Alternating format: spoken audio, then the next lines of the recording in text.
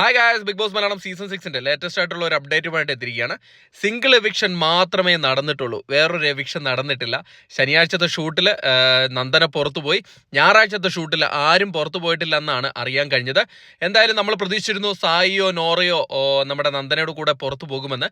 എന്നാൽ അവർ രണ്ടുപേരും big boss ഹൗസിനുള്ളിൽ തന്നെയുണ്ട്, ആരും പുറത്തു പോയിട്ടില്ലെന്നാണ് അറിയാൻ കഴിഞ്ഞത്. എന്താണ് ബിഗ് ബോസ് ഉദ്ദേശിച്ച് വെച്ചിരിക്കുന്നതെന്ന് അറിയില്ല, എന്ത് ട്വിസ്റ്റാണ് ഇനി കരുതി വെച്ചിരിക്കുന്നതെന്ന് അറിയില്ല. എന്തായാലും ഒരൊറ്റ എവിക്ഷനേ ഉള്ളൂ. 12th വീക്ക് എവിക്ഷനിൽ സിംഗിൾ എവിക്ഷൻ ആണ് നടന്നിരിക്കുന്നത്.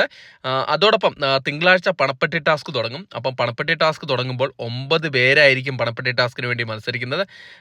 ഇനി ബിഗ് ബോസ് വേറെ എന്തെങ്കിലും ട്വിസ്റ്റ് കരുതി വെച്ചിട്ടുണ്ടോ ഒന്നും അറിയില്ല.